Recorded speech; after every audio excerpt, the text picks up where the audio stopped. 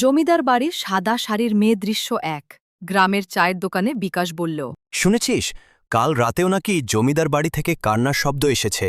নির্মল শুধু কান্না না রে, কেউ নাকি সাদা সারা শাড়ি পরা একটা মেয়েকেও দেখেছে। রাহুল বলল। আরে ধুর, এসব বানানো গল্প, ভূত বলে কিছু হয় না। বৃদ্ধা লোক বলল, বাবা, মুখ সামলে কথা বলো, ওই বাড়ির ইতিহাস ভালো না। রাহুল বলল। কি এমন ইতিহাস?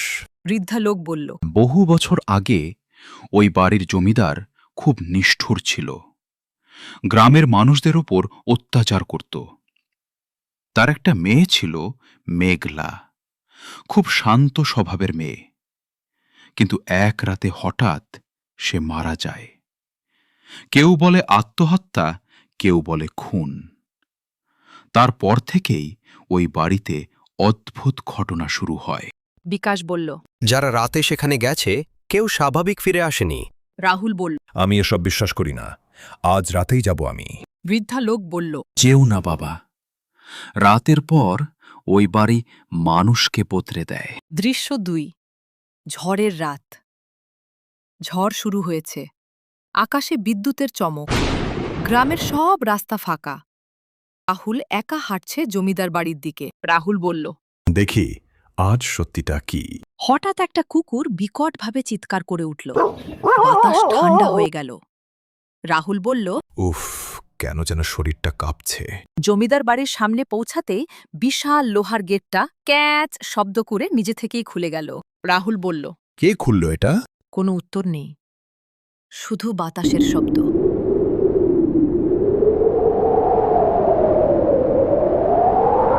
দৃশ্য ৩। বাড়ির ভেতর।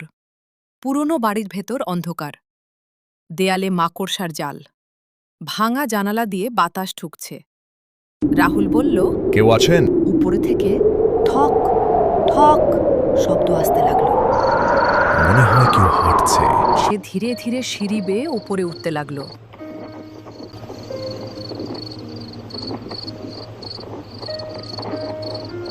ঠিক তখনই কানের কাছে ফিসফিস শব্দ, অদৃশ্য কণ্ঠ, ফিরে যাও। রাহুল বলল, কে? সামনে আসো। ফিরে যাও। রাহুলের বুক ধরফর করতে লাগল। দৃশ্য ৪। রহস্যময় ঘর। একটা ঘরের দরজা আস্তে আস্তে খুলে গেল। ভেতরে একটা পুরনো আয়না আর কাঠের খাট।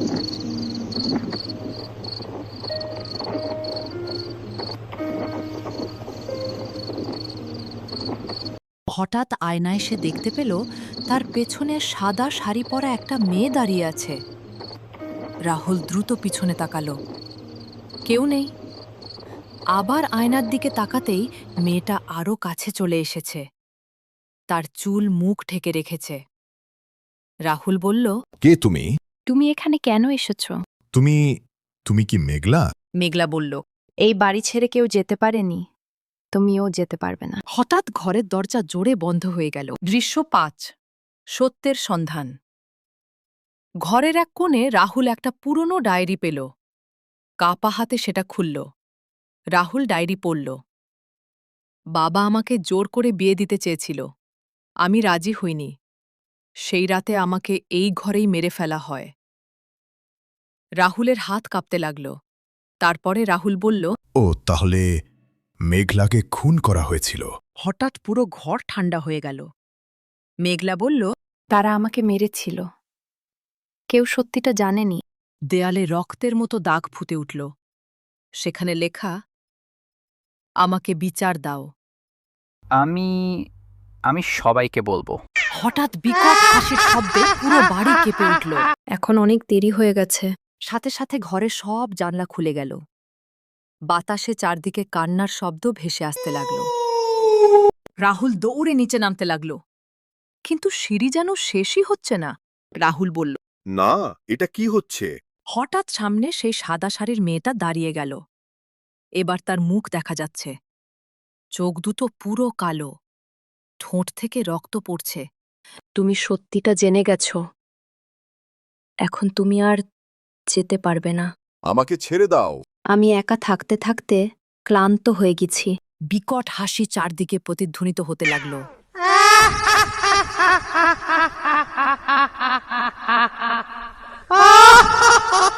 পরদিন সকাল সকালে গ্রামের কিছু মানুষ রাস্তার পাশে রাহুলকে অজ্ঞান অবস্থায় পড়ে থাকতে দেখল। আরে রাহুল, চোখ খোল। বলেছিলাম ওই বাড়িতে যেও না। রাহুল ধীরে ধীরে চোখ খুলল। তার চোখে আতঙ্ক। ও ও এখনো সেখানে আছে? নিমল বলল, কে রাহুল? সাদা শাড়ির মেয়েটা, সে আমাকে ডাকছে। তারপর থেকে রাহুল আর স্বাভাবিক থাকল না। মাঝরাতে সে একা একা কথা বলতো, মাঝে মাঝে চিৎকার করে উঠত। আমাদের গল্পটা আজকে এখানে শেষ হলো। ভিডিওটা যদি ভালো লেগে থাকে চ্যানেলটিকে সাবস্ক্রাইব করে দাও, লাইক করে দাও। বাই।